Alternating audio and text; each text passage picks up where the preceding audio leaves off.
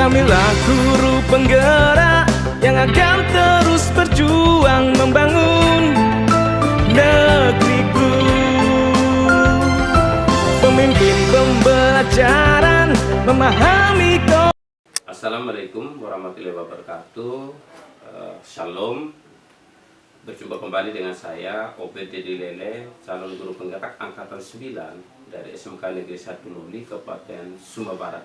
Kali ini saya tidak sendiri, saya bersama dengan Ibu Emi. Beliau adalah guru SMK Negeri 1 Luli. Selamat pagi, Bu. Ya, selamat pagi, Pak.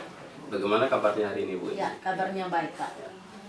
Hari ini kita akan lakukan pra-observasi ya, Bu ya. Ya. Setelah itu nanti saya akan amati proses observasi di kelas. Dan sebelum saya melakukan supervisi di kelas, saya ingin menyampaikan tujuan dilaksanakan supervisi kelas, yaitu yang pertama untuk mengetahui dan mengevaluasi kegiatan pembelajaran di kelas. Nah, pra-observasi ini juga dimaksudkan untuk adanya rasa kenyamanan antara Ibu sebagai pengajar di kelas dan saya sebagai supervisor, sehingga dalam melaksanakan kegiatan pembelajaran di kelas betul-betul Ibu lebih all round dalam kegiatan, sehingga tidak ada rasa rasa ketakutan, rasa tidak percaya diri. Tapi lewat observasi ini kita lebih kepada pendekatan yang lebih baik untuk memberikan ya yang terbaik lah bagi murid-murid kita, kira-kira seperti itu ya, Bu ya. Ada beberapa pertanyaan yang saya ingin ajukan kepada Ibu. Yang pertama itu, apa tujuan pembelajaran yang ingin Ibu capai dalam kegiatan pembelajaran nanti? Ya, baik, terima kasih, Pak. Berdasarkan RPP yang telah saya buat, maka tujuan pembelajaran yang ingin dicapai adalah melalui kegiatan diskusi maupun penugasan dengan model discovery learning. Diharapkan siswa itu dapat membedakan sifat asam dan basa pada larutan dengan menggunakan kertas lakmus. Baik, Ibu. Jadi ada satu tujuan pembelajaran utama yang Ibu ingin capai dalam pembelajaran nanti ya, Bu ya. Lalu bagaimana area pengembangan yang Ibu ingin capai? Ya, baik, untuk area pengembangannya saya mengembangkan dalam bidang pengetahuan maupun dalam bidang keterampilan. Dalam bidang pengetahuan, saya ingin memperdalam materi tentang bagaimana membedakan sifat asam dan basa dengan menggunakan kertas lakmus.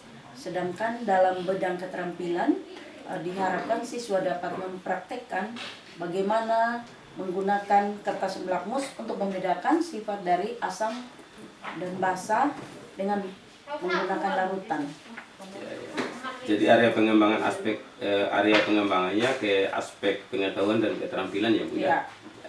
Terus bagaimana rancangan pembelajaran yang Ibu buat di kelas, dari strategi pembelajaran maupun model pembelajaran atau metode dari pembelajaran yang Ibu lakukan di kelas? Ya, baik, Pak. Untuk strategi pembelajaran, saya menggunakan pembelajaran berdiferensiasi berdasarkan kesiapan siswa yang diintegrasikan dengan pembelajaran sosial emosional, dalam hal ini adalah KSE. Kemudian pada saat itu saya melakukan pembagian kelompok, diskusi sesuai dengan kemampuan, keterampilan, serta bakat minat siswa. Untuk model pembelajarannya, saya menggunakan model pembelajaran discovery learning dengan bantuan LKPD, serta metodenya menggunakan diskusi kelompok, tanya jawab, dan penugasan. Jadi rencana yang Ibu lakukan di kelas yaitu menggunakan strategi pembelajaran berdiferensiasi berdasarkan kesiapan siswa yang diintegrasikan dengan pembelajaran sosial emosional, yaitu KSE ya, Bu ya. Menggunakan model pembelajaran discovery learning serta metodenya menggunakan diskusi kelompok, tanya jawab, dan penugasan. Bagaimana dengan media yang Ibu gunakan di kelas? Ya, saya menggunakan alat peraga, yaitu bahan-bahan dalam kehidupan sehari-hari untuk dibedakan sifat asam basanya. Kemudian untuk videonya saya menggunakan video pembelajaran, kemudian menggunakan LKPD dalam LKPD dengan menggunakan PPT sebagai alat bantu dalam mengajar. Kira-kira kapan Ibu akan lakukan pembelajaran tersebut di kelas? Hari apa, kelas berapa, dan jam keberapa, Bu? Ya, saya akan lakukan di hari Sabtu di kelas 10 ATP pada jam pertama kedua. Baik. Jadi pada hari Sabtu ini di kelas ATP dan jam pertama 2 ya Bu ya. Ya. Kita akan lakukan supervisi di kelas ibu di kelas ibu, dan saya akan melihat dan akan mencatat hal-hal yang mungkin terjadi dalam kelas itu, dan Ya. kita akan sama-sama membenahi kalau misalnya ada hal-hal yang mungkin menurut saya agak mungkin perlu diperbaiki ya Bu ya. Ya. Nanti setelah itu kita akan lakukan pasca observasi yang hadir oleh pengajar praktik saya Bu ya. Ya. Dan sebelum saya akhiri percakapan pra observasi kita ini, saya ucapkan terima kasih Bu ya, dan semoga supervisi kelas kita bisa berjalan dengan lancar. Ya. Mungkin pada kegiatan pra-observasi ini saya mendapat gambaran media yang akan digunakan nanti, sehingga dapat mempersiapkan terlebih dahulu untuk media-media yang akan digunakan. Baik Bu, terima kasih sudah berbincang-bincang dengan saya. Sampai ketemu di kelas, dan harapan saya sudah bisa dipersiapkan lebih baik dan hasilnya lebih maksimal dari yang kita harapkan dari kemarin-kemarin ya Bu ya. Terima kasih lagi sekali lagi. Ya. Terima kasih, sampai ketemu di kelas nanti. Ya, terima kasih banyak Bu. Pak.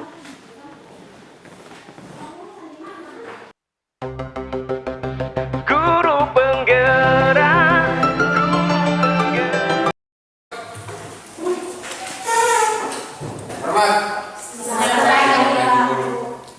Ya, selamat pagi.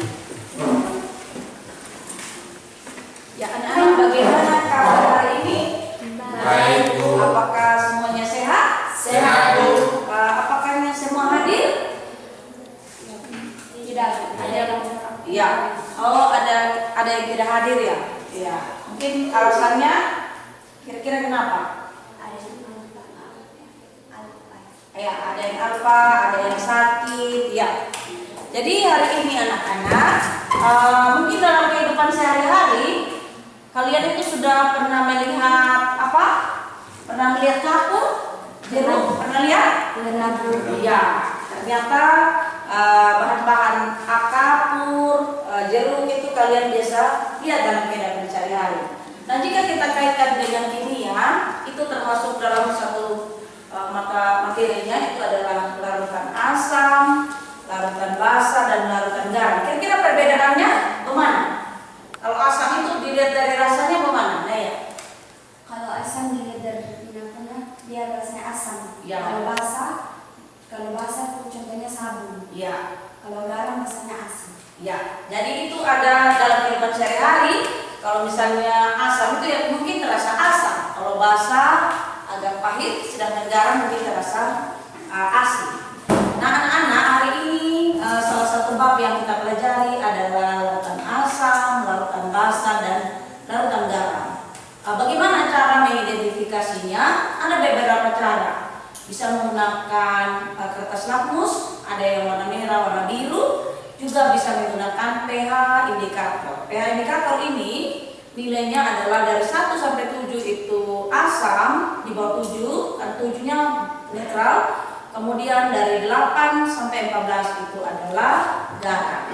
Nah, sekarang kita lihat bagaimana cara menentukan asam basa dengan menggunakan kertas lakmus. Kertas lakmus itu kan ada warna merah dan biru. Sifat asam basa suatu larutan dapat ditentukan dengan kertas lakmus merah dan biru. Nah, kita lihat dari gambarnya. Kalau asam berarti warnanya apa? Merah. Sedangkan kalau netral berarti dia tetap. Sedangkan kalau basa itu apa? Dia di dalam larutan biru. Jadi intinya kalau di kertas lakmus, kalau dia berubah warna menjadi merah, berarti dia itu adalah asam. Kalau warnanya tetap itu netral. Sedangkan kalau basa itu adalah warna biru. Nah, kemudian yang berikut ada pengertiannya. Jadi kalau asam itu adalah suatu larutan yang kan asam berarti sifatnya adalah asam. Kemudian diidentifikasi sebagai berikut, memiliki ciri tersebut dicicipi. Dicicipi artinya apa?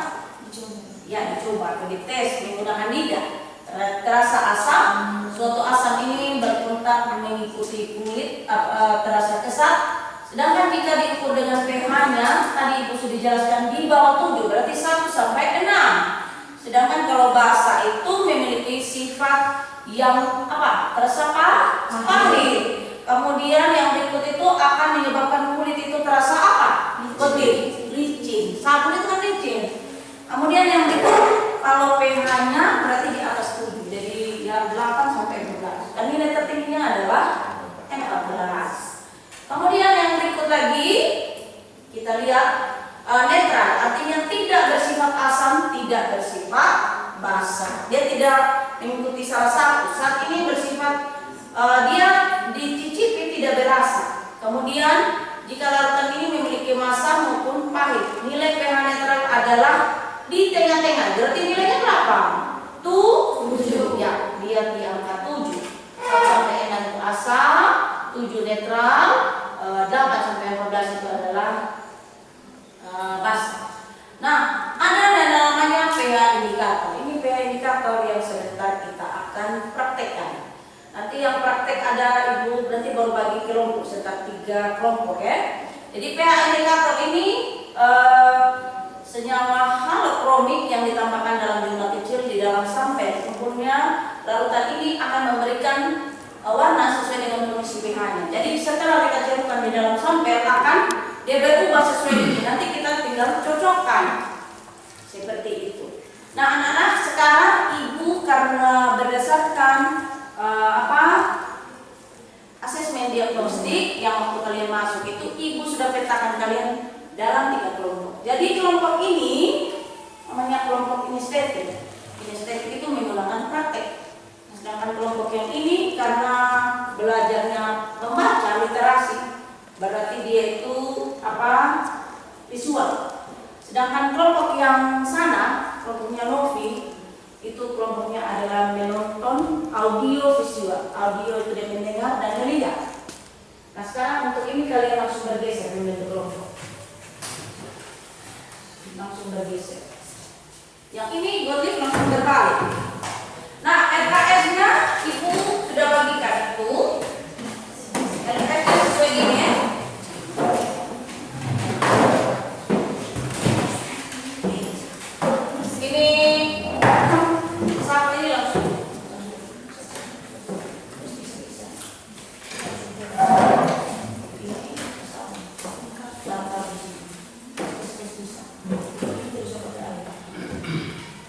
Ya, sedangkan nanti yang dikerja ada LKS-nya di sini. Kamu berliterasi, ini baca literasinya. Sedangkan kelompok yang ini nanti ibu buka videonya. Kamu kan pakai audio visual, berarti dengan cara menonton.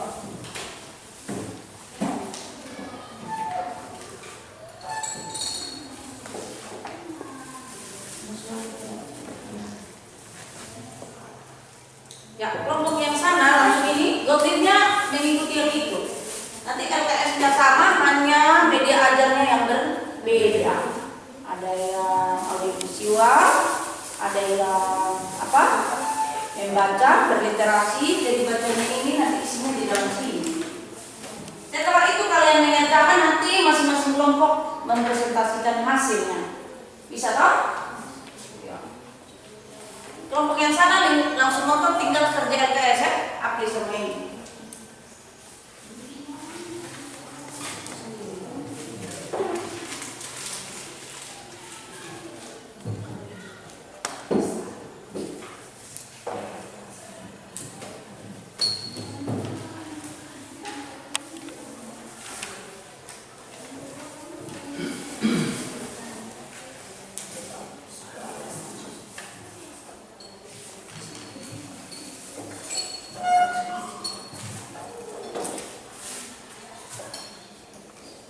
Yang dikerja tulis nama kelompok di bagian atas, anggotanya, ya.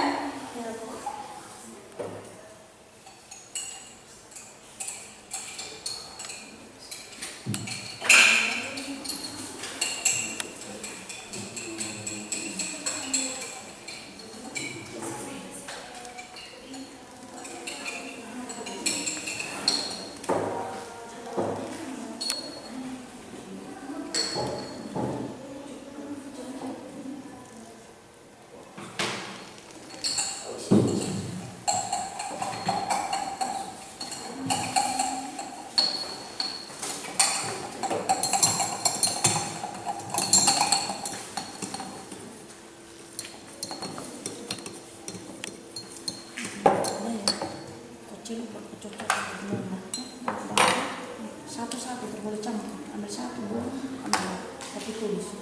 Bisa dapat sama kartu. Ini ambil. Oh, jadi tulis.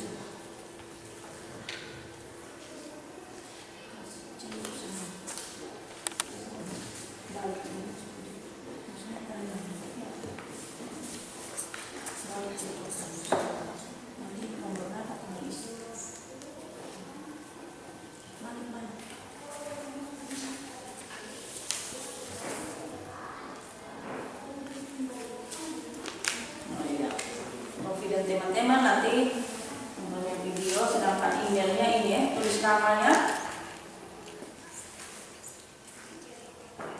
Ya, ini sama seperti yang tadi juga.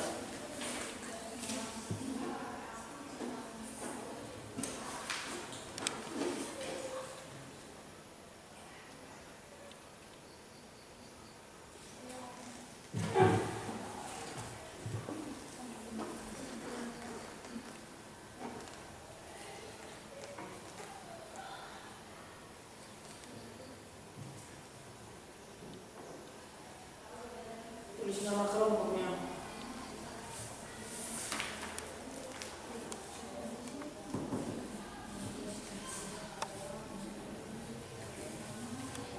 Nah, ini PH indikator tapi modelnya agak berbeda ya, agak mirip tadi ya. Ini 67 misalnya.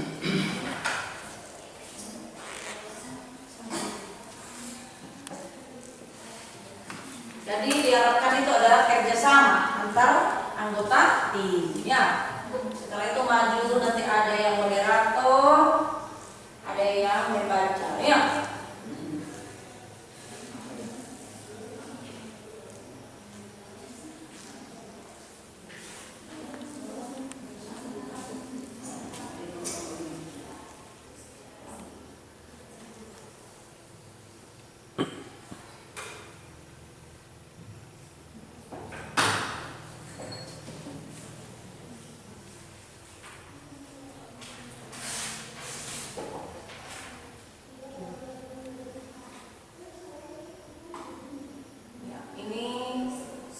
Jadi yang di sana itu melalui hasil apa itu? Pertemuan hasil nonton videonya, sedangkan ini yang praktek, ini yang di sana berliterasi atau membaca. Ya, membaca.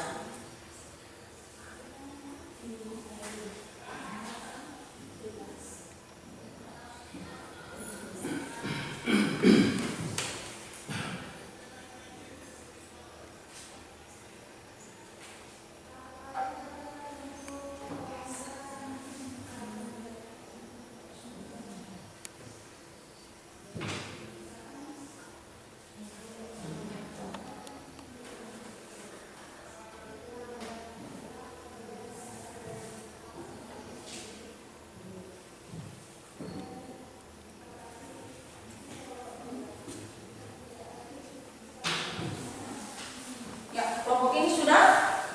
Ya, tinggal duduk sambil isi LKS-nya.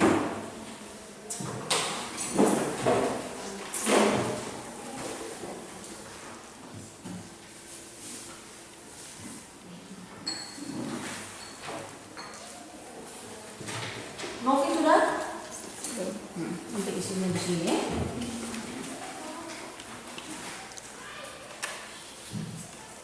Ibu baca ulang lagi.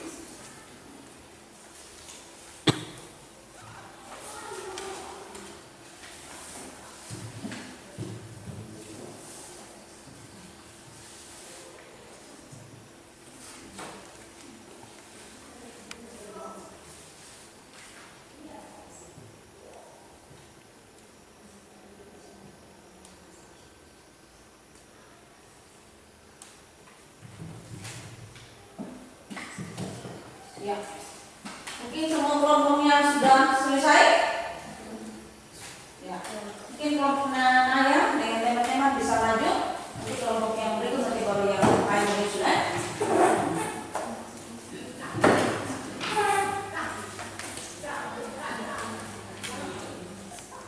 Ya, moderatornya. Terima kasih atas waktu dan kesempatan yang diberikan kepada mempresentasikan hasil diskusi kami. Izinlah kami memperkenalkan dan nama-nama dari pemerintah. Jadi berkata dari saya sendiri, Anita Dedomara, dan Lengkap Materi. Saya Bram Julius Sekretari Wanda, dari sesi Tanjau. Yang nama saya. Waktu dan kesempatan saya berikan kepada nama bahan, kapur, jeruk, odol, gula, sabun, dan cuka. Indikator universal, kapur 13, jeruk 9, odol 8, gula 6, sabun 10, cuka 11. Sifatnya basah, sifat kapur basah, jeruk asam, odol basah, gula asam, sabun basah, cuka asam. Pertanyaan 1. Jelaskan yang dimaksud dengan asam. Suatu larutan yang bersifat asam dapat diidentifikasi dengan ciri-ciri sebagai berikut. 1. Asam memiliki ciri-ciri apabila saat tersebut dicicipi akan terasa asam. 2. Suatu saat asam jika berkontak dengan kulit maka akan terasa kesat. 3. Sedangkan jika diukur dengan nilai pH-nya, asam akan menunjukkan nilai pH di bawah 7. Masih ingatkah skala pH asam basa adalah 1-15? 2. Jelaskan yang dimaksud dengan basa. Larutan yang memiliki sifat basa diidentifikasi dengan ciri-ciri sebagai berikut. 1. Suatu basa jika dicicipi dengan indera perasa kita, maka rasanya pahit atau sepat. 2. Larutan basa akan menyebabkan kulit terasa licin jika saat tersebut dioleskan di lapisan kulit. 3. Sedangkan jika diukur dengan nilai pH-nya, basa memiliki nilai di atas 7. Masih ingatkah skala asam basa 1-11? Demikian hasil diskusi kami atas perhatian yang diberikan.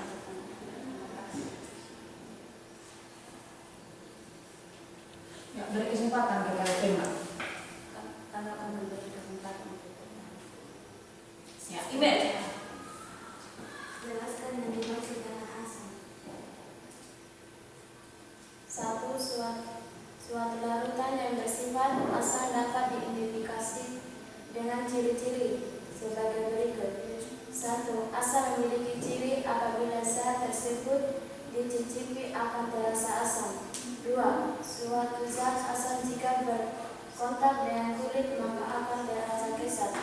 3. Sedangkan jika diukur nilai pH-nya, asam akan menunjukkan nilai pH di bawah 7.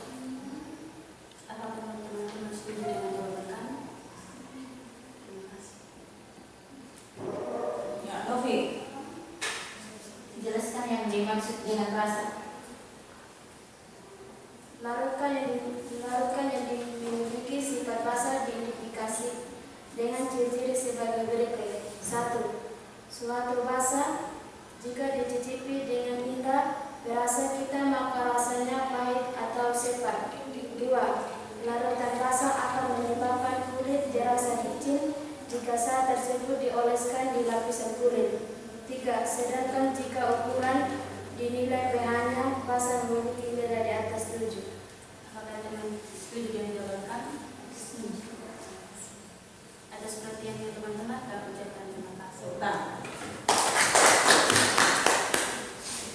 ya, kelompok berikut email dengan topik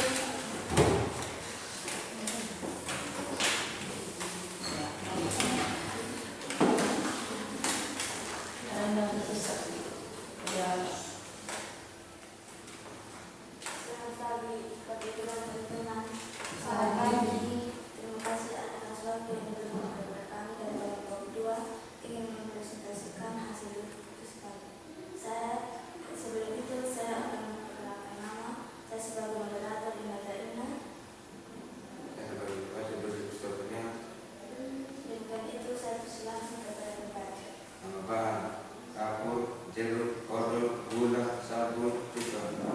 Indikator 13. Sifatnya langsung disebut. Sifat basah, Yang kedua, asam, basah, asam, basah, asam. Jelaskan yang dimaksud dengan asam. 1. Suatu larutan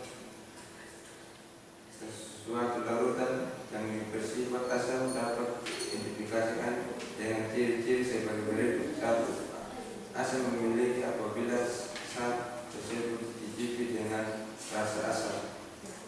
2. Suatu zat asam jika dikontak dengan kulit maka akan berrasa sekat. 3.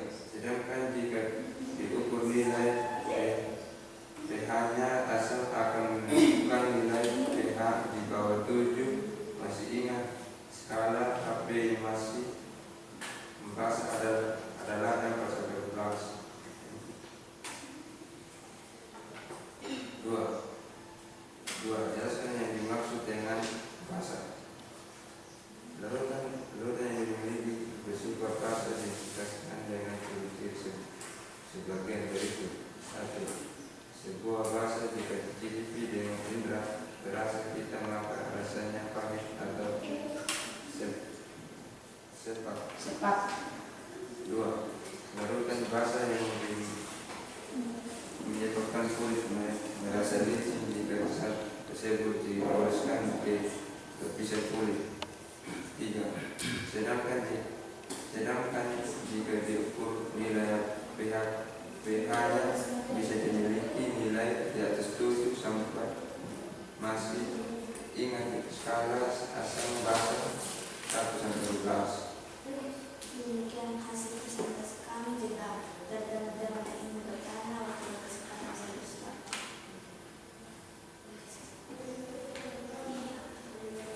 Adli. Jelaskan yang dimaksud dengan asam. Suatu larutan yang bersifat asam dapat diidentifikasikan dengan ciri-ciri sebagai berikut. 1. Asam memiliki ciri apabila zat tersebut dicicip atau terasa asam. 2. Suatu zat asam jika berkontak dengan kulit maka akan terasa kesat. 3. Sedangkan jika diukur nilai pH-nya, asam akan menunjukkan nilai pH di bawah 7. Masih ingat skala pH asam basa adalah 1 sampai 14.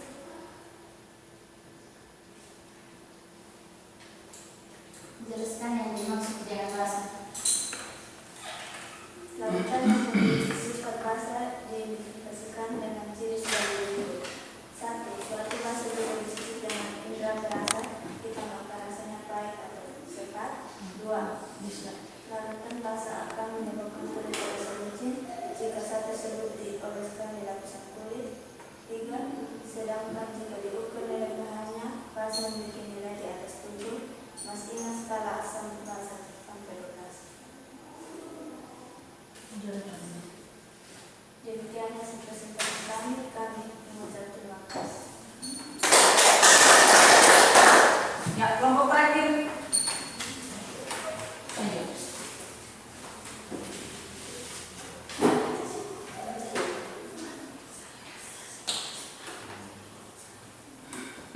Suaranya bisa ya.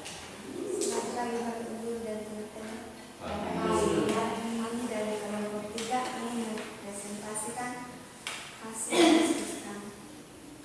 Sebelum itu kami memperkenalkan nama. Saya sebagai moderator Apriana Belehumu. Saya sebagai pembaca materi Novita Palungo. Waktu dan kesempatan saya berikan kepada pembaca. Bahan: kapur, jeruk, odol, gula, sabun, cuka. Indikator universal 13, kapur 13, jeruk 9, odol 8, gula 6, sabun 10, cuka 11. Sifat: basa, asam, basa, asam, basa, asam. 1. Jelaskan yang dimaksud dengan asam. 1. Suatu larutan yang bersifat asam dapat diidentifikasi dengan ciri-ciri sebagai berikut. 1. Asam memiliki ciri apabila zat tersebut dicicipi akan terasa asam. 2. Suatu zat asam jika berkontak dengan kulit maka akan terasa kesat. 3. Sedangkan jika diukir nilai pH-nya asam akan menunjukkan nilai pH-nya di bawah 7. Masih ingat skala pH asam basa adalah 1 sampai 14. 2. Jelaskan yang dimaksud dengan basa. 2. Larutan yang memiliki sifat basa diidentifikasi dengan ciri-ciri sebagai berikut. 1. Suatu basa jika dicicipi dengan indera perasa kita maka rasanya pahit atau sepat. 2. Larutan basa akan menyebabkan kulit terasa licin jika saat tersebut dioleskan di lapisan kulit. 3. Sedangkan jika diukur nilai pH-nya, basa memiliki nilai di atas 7. Masih ingat skala asam basa 1 sampai 12. Demikian hasil diskusi kami. Jika ada yang bertanya, waktu dan Ya, betul. Jelaskan nilai pH-nya asam. Ya, nilai pH-nya dari asam. Nilai pH-nya asam akan menunjukkan nilai pH-nya di bawah 7. Berarti nilainya berapa? Di bawah 7. 1 sampai 6. Berikut lagi.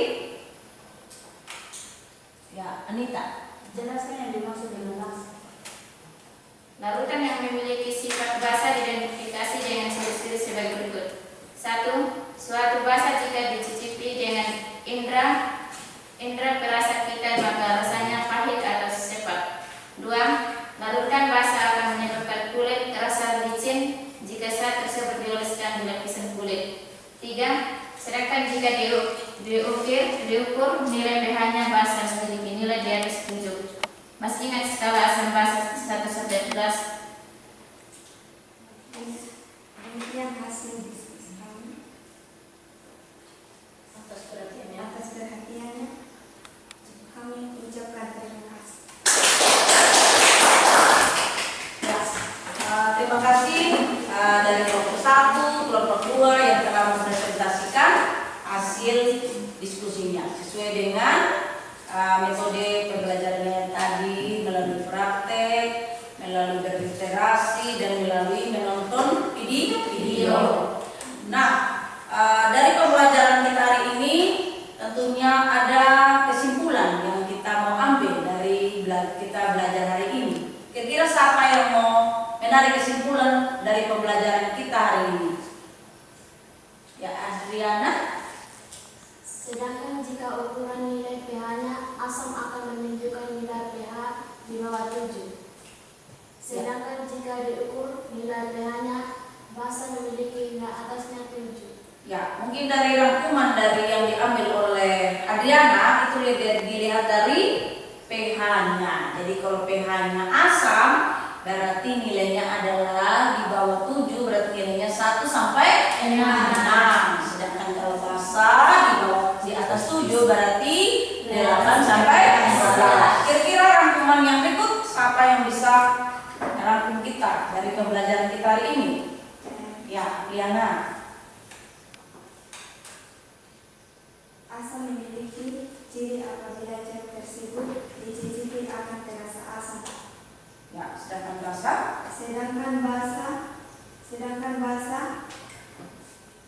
Sedangkan basa dicicipi maka terasa pahit atau sepat. Ya, mungkin dari Apriana kesimpulan yang diambil itu dilihat dari apabila kita mencicipi atau kita merasa dengan menggunakan indera terasa yaitu lidah, mungkin kalau asam itu terasa asam, basa itu terasa pahit. Ya, jadi dari kesimpulan dari teman-teman kalian dan dari kegiatan pembelajaran kita mulai dari awal sampai akhir, maka kesimpulan yang kita ambil bahwa dari cara menentukan sifat asam basa itu bisa dilakukan dengan menggunakan beberapa cara. Bisa menggunakan kertas lakmus, bisa juga menggunakan pH indikator. Kemudian untuk sifat-sifatnya, asam itu terasa asam.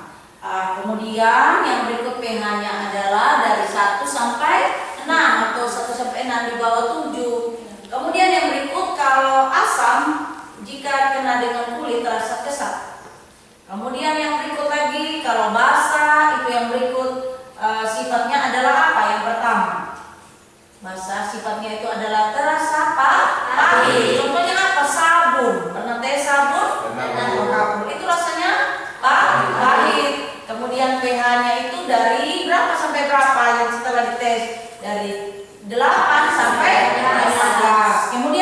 berikut apabila terkena di kulit rasanya adalah licin. Ya, pernah tes buat di rumah? Ya, jadi kalau apa terasa licin. Nah, itu adalah rangkuman kita hari ini. Nah, sebelumnya nanti Ibu mau untuk mengetes pemahaman tentang kegiatan belajar di hari ini, maka Ibu akan memberikan kalian soal post-test. Mungkin dikerjakan ya. Ya, soal post-testnya adalah satu nomor saja, tulis di kertas masing-masing. Setelah itu nanti dikumpulkan. Ya, nomor 1, ya kerjanya sendiri-sendiri. Berapa nilai pH? Berapa nilai pH untuk senyawa asam maupun senyawa basa? Ya, satu nomor saja. Jadi dari praktek, dari nomor video, maka Ibu mengetes pemahaman kalian itu. Ini yang satu nomor saja. Tulis nama ya.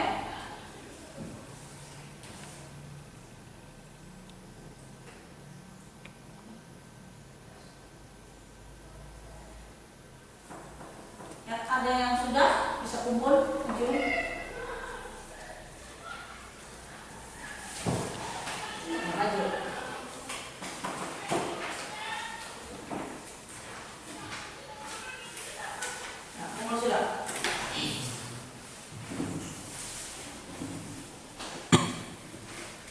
Tulis dengan ini.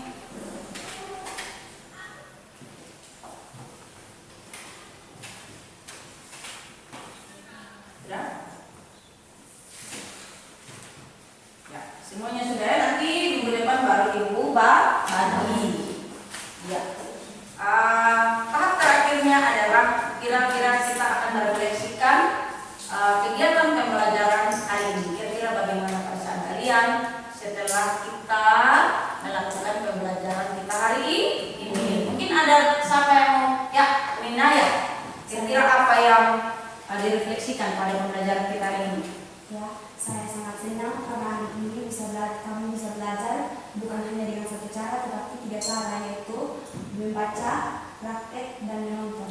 Ya, bagus. Jadi refleksi dari Naya adalah bahwa setelah melakukan pembelajaran kita hari ini, Naya itu sangat senang. Kenapa? Karena mungkin selama ini pembelajaran yang dilakukan itu hanya satu cara saja. Misalnya, anak-anak masuk di lahan, berarti mau praktek saja. Kemudian anak-anak hanya bagi materi saja. Bisa lagi hanya nonton video saja, tapi tidak dipisahkan masing-masingnya ya. Tapi kalau dengan pembelajaran hari ini, ternyata kita itu dalam waktu yang sama, cara belajarnya berbeda-beda, tetapi waktu melaporkannya sama soalnya, ya. Ya. Kemudian yang berikut mungkin siapa lagi? Ya, email. Kami sangat senang karena hari ini kami belajar tentang asam, garam, basa dengan menggunakan pH indikator. Ya, mungkin refleksi dari email bahwa hari ini dia sangat senang karena bisa belajar bagaimana asam, basa, dan garam yang selama ini kita temukan dalam kehidupan sehari-hari. Tadi cukanya kan ditemukan dalam kehidupan sehari-hari, garam, gula tidak dibeli ya. Tapi itu ternyata kita bisa identifikasi sifat-sifatnya dengan menggunakan pH indikator. Ya, jadi ini kegiatan refleksinya. Nanti minggu depan kita lanjutkan pembelajaran kita dengan sifat koligatif dan non koligatif. Nah, untuk menutup kegiatan pembelajaran hari ini, Ibu beri kesempatan kepada salah satu kalian untuk berdoa. Nah, kalian berdiri. Bangun semua.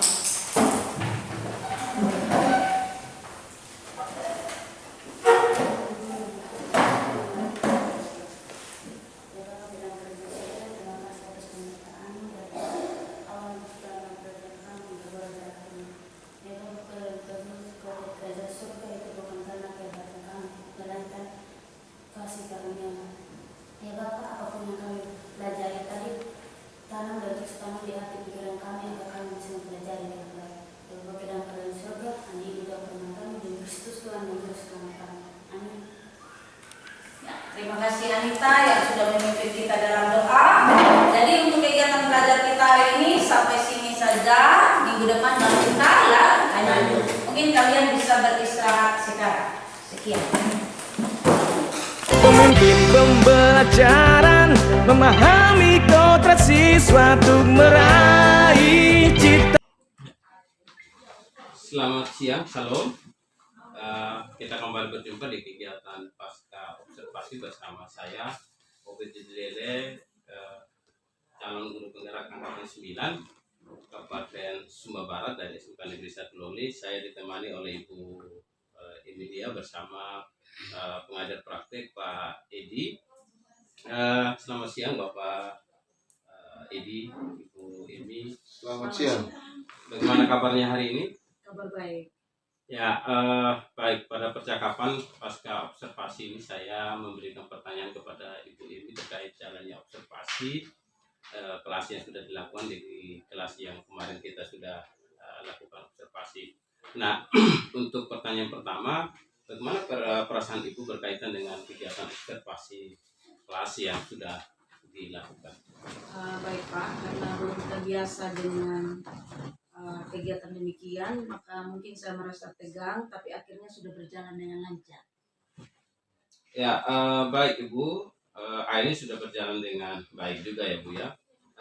Bisa diceritakan kembali area pengembangan yang Ibu sudah lakukan di kelas kemarin? Ya Pak, mungkin tahapannya adalah saya membuat perangkat pembelajaran, dalam hal ini adalah RPP. Untuk area pengembangannya saya menggunakan area pengetahuan dan keterampilan dalam bidang pengetahuan, yaitu bagaimana siswa itu dapat membedakan sifat asam, basa dengan menggunakan kertas lakmus. Sedangkan dalam bidang keterampilan, siswa itu dapat mempraktekkan bagaimana menggunakan kertas lakmus untuk membedakan sifat asam, basa pada saat-saat dalam kehidupan sehari-hari, Pak. Jadi baik, pengembangannya dilakukan dengan menggunakan area pengetahuan dan keterampilan ya Bu ya.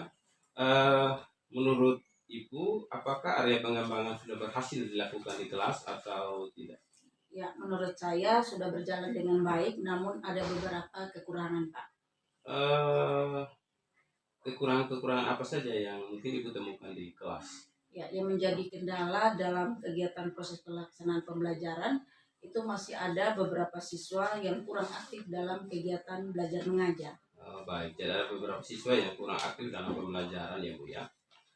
Kira-kira mengapa itu bisa terjadi dalam kelas itu? Ya, mungkin kurang aktifnya siswa itu dipengaruhi oleh beberapa faktor, bisa itu dari dalam diri siswa itu sendiri maupun dari luar.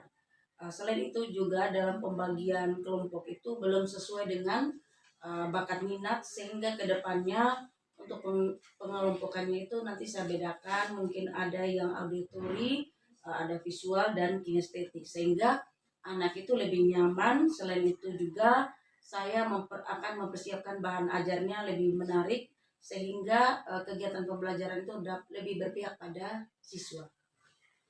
Baik, berarti itu rencana kedepannya ya Bu ya. Ibu akan menyesuaikan dengan gaya belajar siswa serta menyiapkan bahan ajar yang lebih menarik lagi sehingga anak lebih aktif dalam kegiatan belajar. Ya, mudah-mudahan itu bisa dilakukan dengan baik sehingga sesuai dengan apa yang telah kita rencanakan ya Bu ya. Setelah Ibu dapat merealisasikan, kira-kira kapan Ibu akan lakukan lagi perubahan dengan rencana yang disampaikan tadi? Ya, mungkin waktu dan tempatnya belum saya tentukan, tetapi mudah-mudahan dapat saya lakukan secepatnya, Pak. Mungkin dapat dilakukan secepatnya Bu ya, supaya kita bisa mengikuti proses yang kemarin dengan yang kita rencanakan baru lagi ya Bu ya. Terima kasih atas jawaban-jawaban yang Ibu sudah berikan dan mudah-mudahan ini bisa terrealisasi dengan baik. Dan saya pikir kemarin kita sudah lakukan kegiatan pembelajaran di kelas dan saya sudah mensupervisi Ibu, semuanya bisa berjalan dengan baik. Mungkin ada beberapa kekurangan yang kita mungkin akan perbaiki ke depannya. Baik, selanjutnya saya berikan kesempatan kepada Pak Edi untuk memberikan umpan balik tentang kegiatan pasca observasi. Oke, baik, terima kasih banyak Pak Obed. Dan saya juga memberikan apresiasi kepada Ibu Guru yang sudah membantu memperlancar kegiatan observasi dan supaya kita pahami bahwa selama ini kan kita berpikir bahwa supervisi yang ada itu hanya supervisi, tapi dengan adanya observasi semuanya itu dia masuk di dalam observasi supervisi itu. Jadi dengan adanya observasi begini kita sebagai guru kita membuka pembelajaran itu dengan lebih detail, lebih efektif, dan ketika kita sudah melakukan observasi kita tahu kita punya kekurangan itu di mana. Jadi paling tidak intinya dari observasi ini adalah supaya kita bisa memperbaiki apa yang menjadi kelemahan kita dalam menerapkan pembelajaran. Salah satunya ya tadi sempat disinggung itu pembelajaran berdiferensiasi. Jadi mau tidak mau kita sebagai guru, kepala sekolah kita harus menerapkan ini di dalam sekolah. Karena kita tidak bisa menjalankan yang namanya kurikulum merdeka, tapi kita tidak menerapkan yang namanya pembelajaran berdiferensiasi. Jadi saya sangat apresiasi dan sangat bagus Pak Obed. Jadi semoga ke depan menjadi praktik baik ini untuk imbasnya kepada guru-guru. Itu. Terima kasih banyak dari saya. Baik, terima kasih banyak atas umpan balik dari Pak Edi, dan mudah-mudahan umpan balik ini terus kami terapkan di pembelajaran di sekolah, terutama di kelas, sehingga betul-betul keberpihakan guru terhadap siswa itu betul-betul diterapkan dalam pembelajaran kelas. Ya, saya pikir itu percakapan kita mungkin Bu Emi. Terima kasih lagi buat Bu Emi karena kita sudah melalui pra-observasi, observasi kelas, dan pasca observasi ini. Dan sekali lagi terima kasih buat Pak Edi dan Ibu Emi, dan mudah-mudahan ini terus kita kembangkan dalam kegiatan pembelajaran kita di kelas. Dan saya akhiri diskusi kita setelah pasca observasi ini. Saya pikir nanti selanjutnya saya tunggu kabar dari Ibu untuk kelanjutan dari perencanaan kita. Saya pikir itu. Selamat siang, sampai bertemu di lain waktu. Oke, selamat siang.